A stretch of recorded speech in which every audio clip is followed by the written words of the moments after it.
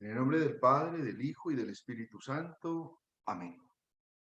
Bienvenidos a esta catequesis que vamos a tener dentro de este ciclo que venimos realizando de catequesis sobre la Santa Misa.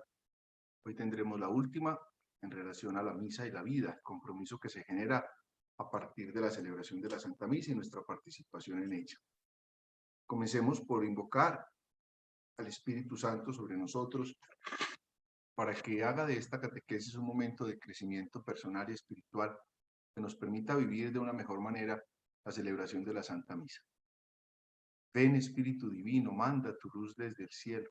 Padre amoroso del pobre, donen tus dones espléndidos. Luz que penetras las almas, fuente del mayor consuelo. Ven, dulce huésped del alma, descanso de nuestro esfuerzo. Tregua en el duro trabajo, brisa en las horas de fuego. Gozo que enjuga las lágrimas y reconforta en los duelos. Entra hasta el fondo del alma, divina luz, y enriquecenos. Mira el vacío del hombre si tú le faltas por dentro. Mira el poder del pecado cuando no envías tu aliento. Riega la tierra en sequía, sana el corazón enfermo.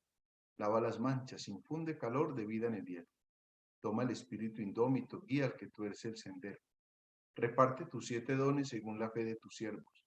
Por tu bondad y tu gracia, dale al esfuerzo su mérito.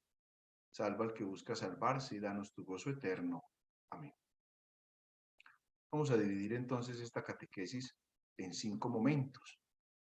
El primero, el momento penitencial que vivimos en la Eucaristía, del que surge el Señor que me reconcilia. El segundo es el momento de la palabra de Dios, del que surge el Señor que me ilumina. El tercero es el momento de la homilía, del que surge el Señor que me orienta. El cuarto es el momento del ofertorio, del que surge el Señor me compromete. Y el quinto y último momento es el momento eucarístico, del que surge el Señor me nutre. Comencemos por el primero, el Señor que me reconcilia.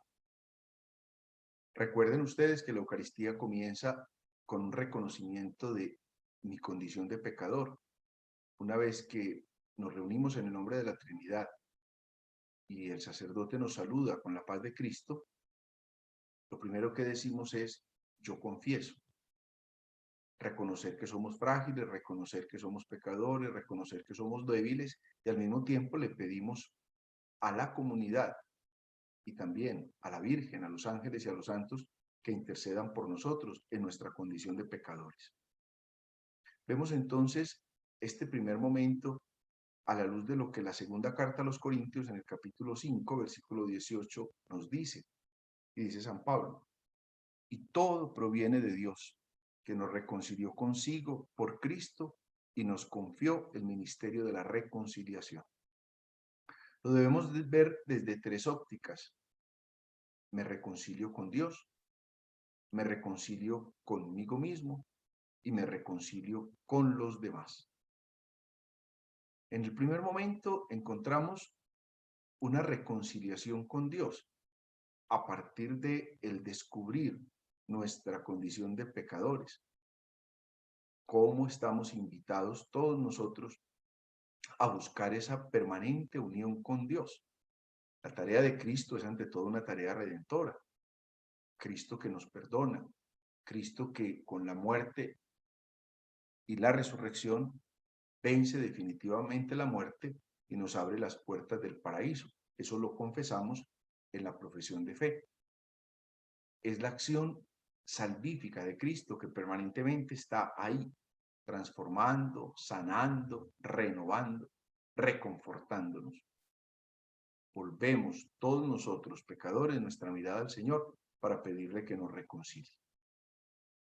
A esa acción le sigue la reconciliación con nosotros mismos. Darnos cuenta que hay muchas cosas en nuestra vida a las que permanentemente debemos estar llamados a sanar. Muchas veces guardamos cosas en el corazón que no nos dejan avanzar. Los odios, los rencores, las injusticias, nuestras malas actitudes, nuestros malos comportamientos. Pues la Eucaristía desde el principio nos pone en esa condición. Y por eso necesitamos la ayuda del otro. Por eso le pedimos en la oración del yo pecador a los ángeles, a los santos, a la Santísima Virgen, a los demás hermanos, que intercedan por cada uno de nosotros. Es un momento bonito ese que hacemos en la oración y buscamos encontrar la paz que solo viene de Dios. Pero el momento más culminante, digámoslo así, es el momento de la reconciliación con los demás. Hay varios textos bíblicos que nos hacen alusión a esa necesaria reconciliación con los demás. Mire, por ejemplo, el apóstol San Juan en la primera carta, en el capítulo 3, versículo 15, está diciéndonos: quien aborrece a su hermano es un homicida, y ya sabe que ningún homicida tiene la vida eterna. Haciendo eco de las palabras de Jesús en el Evangelio de Mateo, en el capítulo 6, versículo 14, es que si ustedes no perdonan, tampoco su Padre del cielo los perdonará. E insiste el Señor: amen a sus enemigos, hagan el bien a los que los aborrecen, bendigan a los que los maldicen y oren por los que los calumnian. Eso lo encontramos en el Evangelio de Lucas, en el capítulo 6, versículo 27. Y en la configuración ya de la comunidad cristiana, el mismo San Pablo y San Pedro nos están insistiendo en la necesidad de construir comunidad a partir de la reconciliación con el hermano. Por ejemplo, San Pablo en la carta a los Efesios, en el capítulo 4, versículo 32, dice: sean comprensivos, perdonándose unos con otros como Dios los ha perdonado en Cristo. Y también le advierte a los romanos en el capítulo 12, versículos del 17 al 21, no devuelvan mal por mal, procuren el bien a todos, no se tomen la justicia por su mano. Si tu enemigo tiene hambre, dale de comer, si tiene sed, dale de beber. No te dejes vencer por el mal, antes bien vence al mal con el bien. San Pedro, por su parte, en la primera carta que escribe en el capítulo 3, versículo 9, insiste en esta misma idea de San Pablo: no devuelvan mal por mal, ni ultraje por ultraje, al contrario, bendigan a todos, pues hemos sido llamados a ser herederos de la bendición. Piense nomás en lo que el Señor nos enseña en el Evangelio. Si vas a presentar tu ofrenda ante el altar y allí te acuerdas de que tu hermano tiene algo contra ti, deja allí tu ofrenda ante el altar, vete primero a reconciliarte con tu hermano y luego vuelves a presentar tu ofrenda. Ese texto lo hemos mencionado varias veces durante estas catequesis de la Eucaristía. Lo encontramos en Mateo, dentro de lo que se llama el Sermón de la Montaña, en el capítulo 5, versículos del 23 al 24. Por consiguiente, este primer momento que surge del momento penitencial de la Eucaristía es una oportunidad de reconocernos pecadores, pero de entrar en un ambiente de paz y de salir de la Eucaristía con la paz que solo nos la da la reconciliación que viene de Cristo. El segundo momento surge del momento de la palabra de Dios. Acuérdense ustedes, ya tuvimos también ocasión de hablar en una catequesis sobre la palabra de Dios, cómo las lecturas nos son proclamadas y cómo hacíamos alusión a la necesidad de prestarle mucha atención a esa palabra y cómo la palabra es un elemento esencial y fundamental que no podemos cambiar dentro de la misa. Partamos de lo que San Jerónimo escribe: es que el que no conoce la Sagrada Escritura no conoce a Cristo, y si no conocemos a Cristo no tenemos forma de hacer o de vivir una vida cristiana. El objetivo de la palabra es iluminarnos. La palabra de Dios ilumina para confiar, para alabar, para luchar, para superar las tentaciones, para seguir el camino del bien. Para eso nos está iluminando esa palabra de Dios.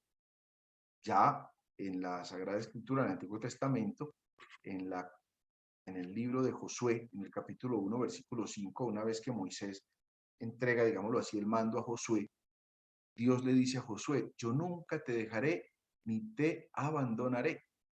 Y los salmos cantan repetidamente, particularmente el Salmo 32 en el versículo 8 dice: yo te enseñaré el camino que debes seguir. ¿Cuál es ese camino? ¿Cómo lo voy a encontrar? Pues precisamente en la palabra de Dios. Yo estoy contigo, eso lo repite el Señor repetidamente: yo estoy contigo. Y en el libro de Génesis leemos de una manera muy bonita en el capítulo 28, versículo 15, es que yo estoy contigo y te bendeciré a donde quiera que tú vayas y no te abandonaré hasta cumplir mi promesa. Démonos cuenta y volvamos a recapitular cómo Dios nos está hablando en su palabra, cómo su palabra es siempre verdadera, cómo su palabra, como lo dice el apóstol San Juan, no puede fallar. Tengamos en cuenta que como se lo enseña San Pablo a Timoteo, es que todos los textos de la Escritura son inspirados por Dios y son útiles para enseñar, para rebatir, para corregir, para guiar en el bien.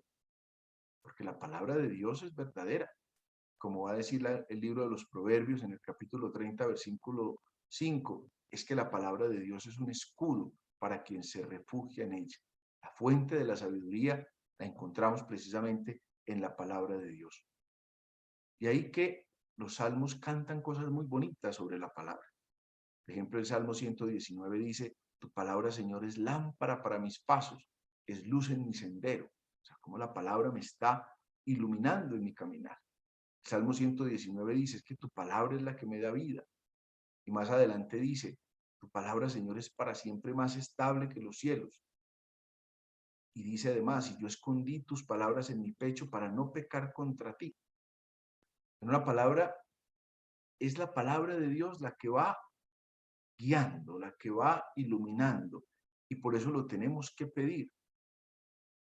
El profeta Samuel repite, habla, Señor, que tu siervo escuche. Yo creo que cuando nos acercamos a la Eucaristía, a ese momento de la palabra, tenemos que estar repitiendo las palabras del profeta Samuel. Estamos dispuestos a escucharlo. Es una tristeza cuando quizás en ese momento nos distraemos, nos dejamos llevar de la mente o estamos atentos a otra cosa distinta a lo que sea la palabra, porque de la palabra es que viene la luz y la verdad, y la palabra es la que nos muestra el camino que debemos seguir.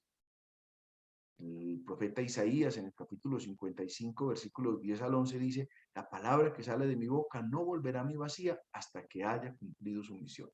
Y en un salmo leemos de la misma manera, que el agua del cielo baja a la tierra y lo empapa y no vuelve al cielo hasta que ha hecho fecunda la tierra. Así tiene que ser la palabra de Dios. Y en el libro de los Proverbios también leemos en el capítulo 3, versículo 1, Hijo mío, no te olvides de mis enseñanzas y conserva mis palabras en tu corazón. San Pablo lo va a advertir, es que la fe entra por el oído, por la tontería de la predicación. Como si vivimos en un momento de tanta confusión, de tanta oscuridad, de tantos discursos ambiguos, no vamos a buscar la luz en donde está propiamente su fuente.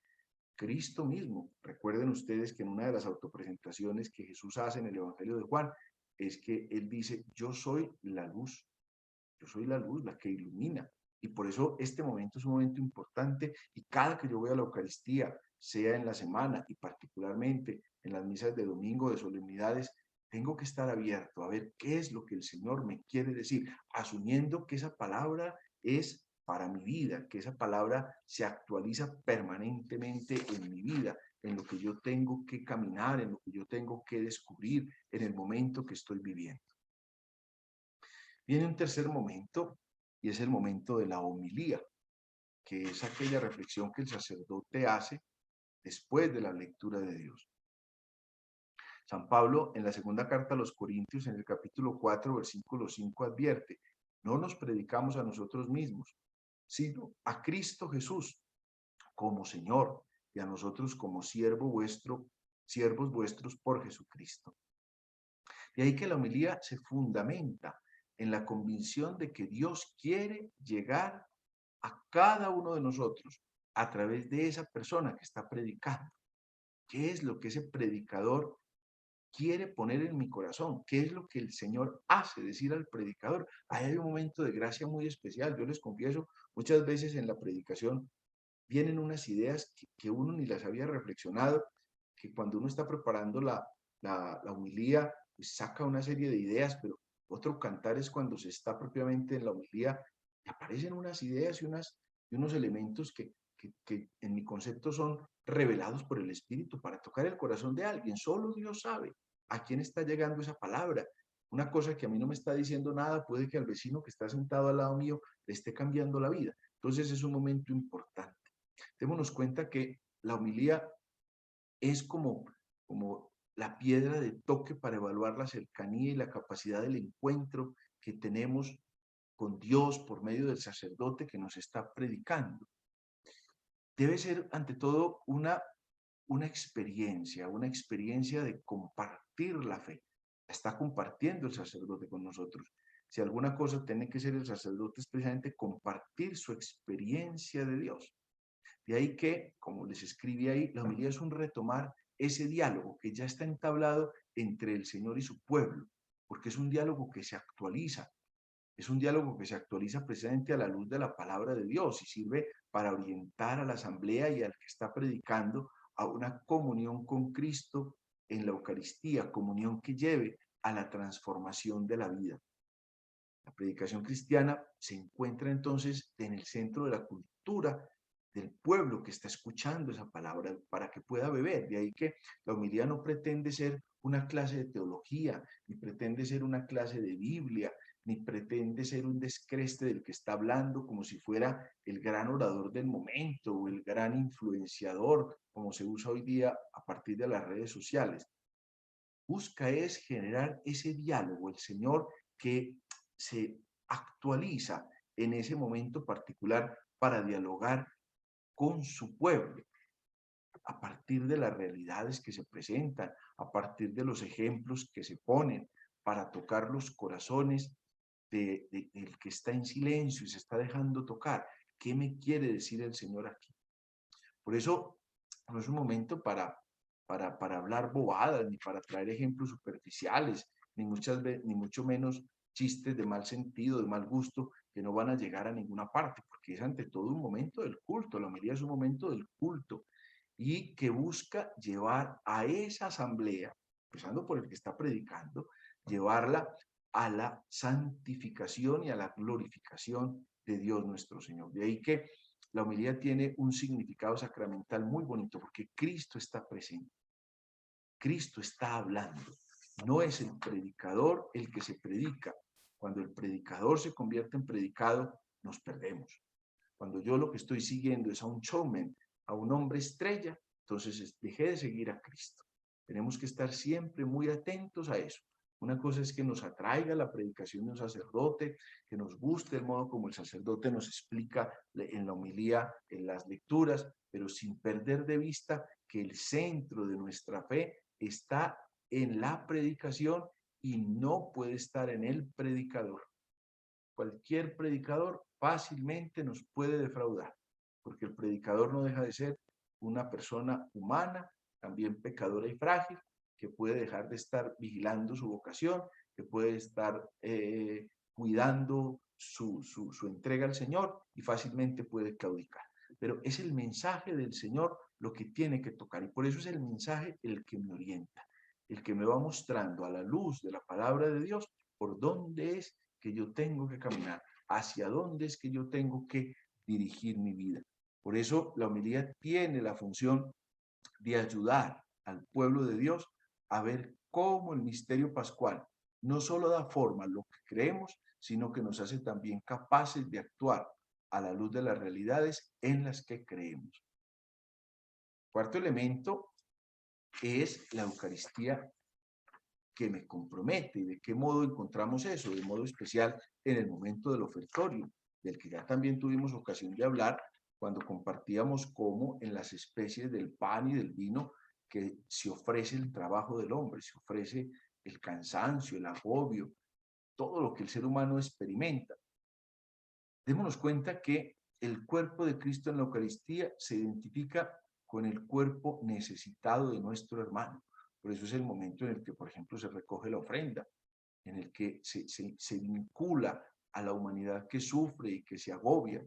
Y la comunidad responde cuando el sacerdote dice, oren hermanos, para que este sacrificio mío y de ustedes sea agradable a Dios Padre Todopoderoso. Y la comunidad responde, el Señor reciba de tus manos este sacrificio para gloria y alabanza de su nombre, para nuestro bien y de toda su santa iglesia. La Eucaristía tiene que ser la fuente de la caridad con nuestros hermanos. Es decir, la Eucaristía nos tiene que lanzar a todos a practicar la caridad con nuestros hermanos. Eso no se puede perder, porque es un elemento de fraternidad, es decir, fraternidad viene de frater, de hermanos, es un momento en el que nos sentimos hermanos, el que nos sentimos miembros de una misma familia, donde tiene que reinar la caridad. Mi ofrenda, la ofrenda que cada uno de nosotros debe presentar en cada misa. Ya tuvimos también ocasión de hacer una catequesis sobre ese tema. ¿Qué es lo que se ofrenda? se ofrenda la vida, se ofrenda mi entrega en las peticiones, en las intenciones, en los problemas, en las preocupaciones, en las alegrías, en los triunfos, en los fracasos, en fin, en tantas cosas. Todas esas cosas no tendrán valor a los ojos de Dios, no la escucharía Dios si es presentada por un corazón torcido, por un corazón impuro, por un corazón resentido, por un corazón lleno de odio, por un corazón que no se comprometa con el otro. Ahora bien, si nosotros presentamos la ofrenda, teniendo en el corazón esa voluntad de armonía, esa ofrenda va a ser aceptada por Dios, como ya lo leemos en el libro de Génesis, cuando Caín y Abel presentaron ofrenda, solo que la de Caín era una ofrenda por cumplir, una ofrenda impura, en cambio la de Abel era un sacrificio puro, un sacrificio inmaculado y santo, tan grande que era acepta a Dios. Dios acogió la ofrenda de Abel, al punto que Caín se llena de impaciencia, de odio y de envidia también por la ofrenda de Abel y hasta lo mata. Cada uno le ofrece lo mejor que puede ofrecer, a pesar de su condición de pecador.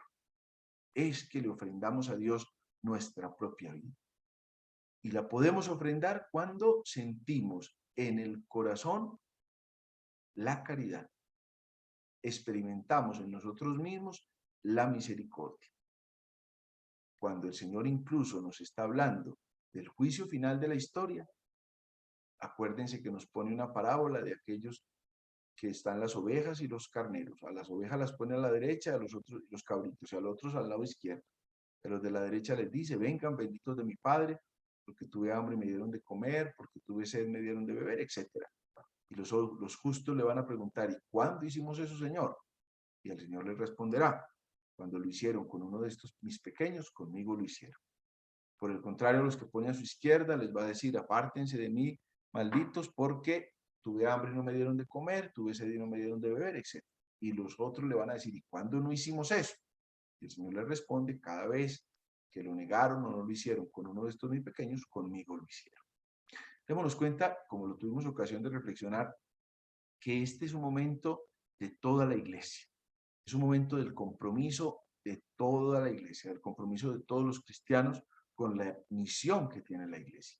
Implica entonces una llamada a ser pueblo santo de Dios, pero también implica una llamada a la santidad personal. Se celebra con alegría y con sencillez, porque ahí cada uno pone lo que tiene, no lo que le sobra, lo que tiene, lo que es, con sus más y sus menos, con sus pecados y con sus virtudes. Y esta ofrenda entonces es la que se transforma en el pan y el vino que se convierten en el cuerpo y la sangre de Cristo, se transforman en la acción salvadora para salvar a su pueblo, para salvarnos a nosotros mismos. Finalmente, el último momento es el momento eucarístico. El Señor, ¿qué me nutre? Porque tenemos que pensar en este momento de una manera muy especial. Quien comulga tiene dentro de sí a Jesús, tanto como María lo tuvo durante los 9 meses de embarazo. Así es de grande el momento de la Eucaristía que nos permite nutrirnos de Cristo, degustar el cielo en la tierra.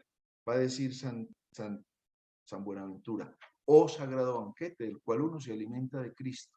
El alma se nos llena de gracia y se nos da una prenda de nuestra futura gloria.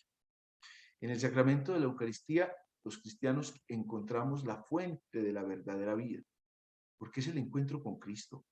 Es el encuentro con Cristo que se ofrece en su cuerpo, en su sangre, para alimentarnos espiritualmente, para que así nos sintamos fortalecidos para afrontar con la fuerza de Dios los males del mundo, las circunstancias difíciles, los tropiezos que tenemos y ser capaz de levantarnos. Es que la Eucaristía es el alimento que nos restaura, que nos nutre verdaderamente, que nos sacia en sumo grado no el cuerpo, sino el corazón, el espíritu. De ahí la importancia que podamos estar bien dispuestos interiormente para poder recibir ese alimento que nos nutre, para poder vivir piadosamente la nueva alianza que Cristo instauró, para poder llenarnos de esa gracia de Cristo. Cuando nos acercamos a la Eucaristía, no nos acercamos por ser santos, nos acercamos pecadores, pero que estamos buscando el camino de la salvación en ese alimento espiritual que nos une. De ahí la importancia de estar en estado de gracia.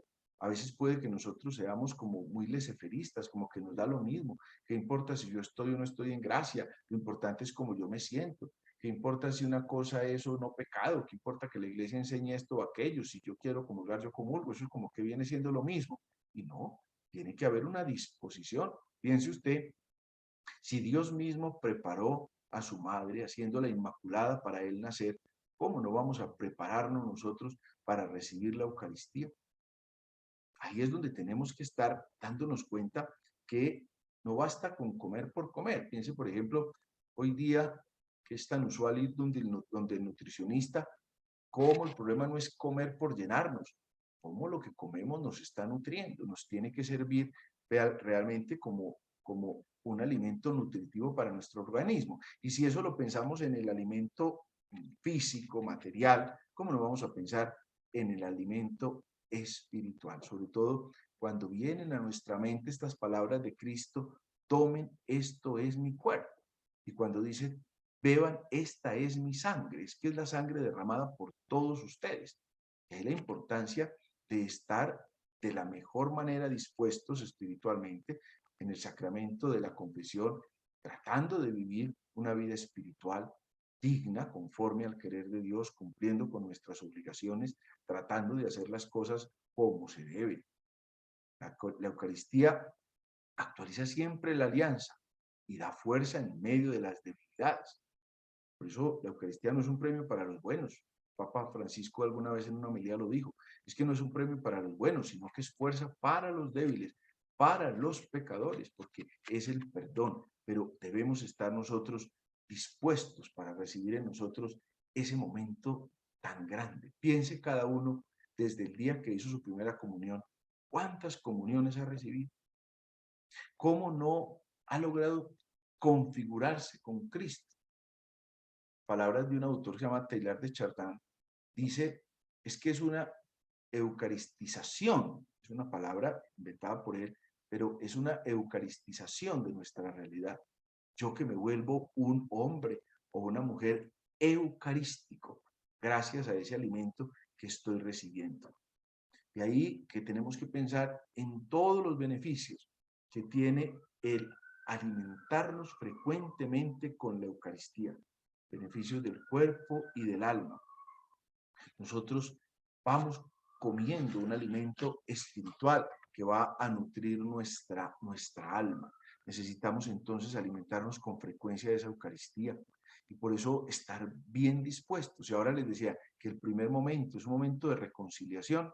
Este último momento es ese momento en el que esa reconciliación con Dios se materializa de una manera más especial, de modo que lleguemos a identificarnos con Cristo para poder decir, como dice San Pablo, ya no soy yo quien vive, es Cristo quien vive en mí.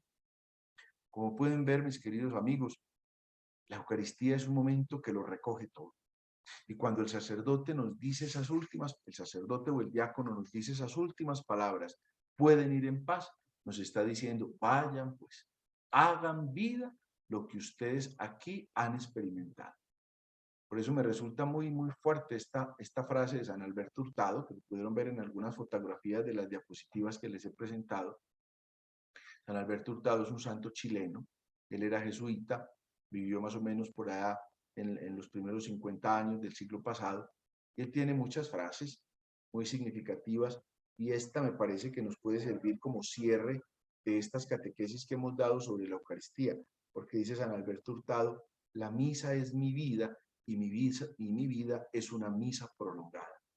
¿Cómo hacía de ese momento eucarístico un momento culmen, un momento profundamente significativo en su experiencia humana, cristiana, espiritual, vocacional, sacerdotal, comunitaria?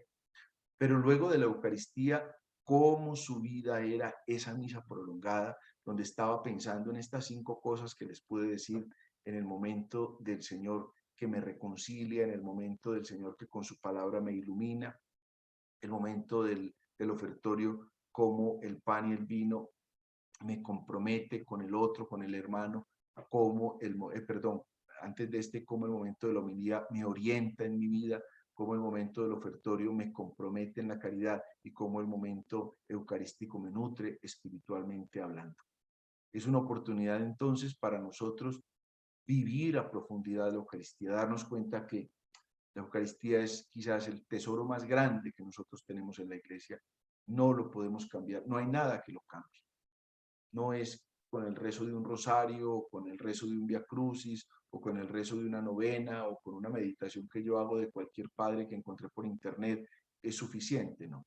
Obviamente, si yo no tengo por cuestiones físicas la posibilidad de participar de la misa, pues eso es otro cantar, ¿no es cierto? Pues nadie está obligado a lo imposible. Pues yo estoy en un territorio realmente lejano, que no tengo quien me lleve, no tengo forma de moverme para una misa, pero démonos cuenta que muchas de las misas que hemos perdido, las hemos perdido por nuestra pereza, por nuestra negligencia, porque hemos priorizado cosas superficiales. Es que tengo que salir a comprar unos tenis y entonces tengo que salir precisamente en el momento mismo en que tengo que ir a la misa, habiendo más horas para eso. Darme cuenta de lo que significa la misa y cómo si no me nutro del Señor en la Eucaristía, mi vida espiritual se va perdiendo. Si el mismo cuerpo físico no es capaz de afrontar el trabajo, el sol, el deporte, el cansancio, si no se nutre con los alimentos físicos, ¿cómo pretendemos nutrirnos espiritualmente? Sin la Eucaristía. Por eso en la última cena el Señor nos dejó ese regalo enorme, porque sabía que el camino era arduo y que nosotros no lo vamos a poder caminar si no estamos fortalecidos en él. Yo los invito a que cada uno haga de su misa esta experiencia que vivió San Alberto Hurtado. Haga de la misa su vida y haga de su vida una misa que se prolonga constantemente, valorando cada momento de la Eucaristía cuando se celebra y haciendo en la vida, cada momento de su vida, un momento eucarístico. El Señor esté con ustedes y la bendición de Dios Padre, Hijo, Espíritu Santo, descienda sobre ustedes y les acompañe siempre.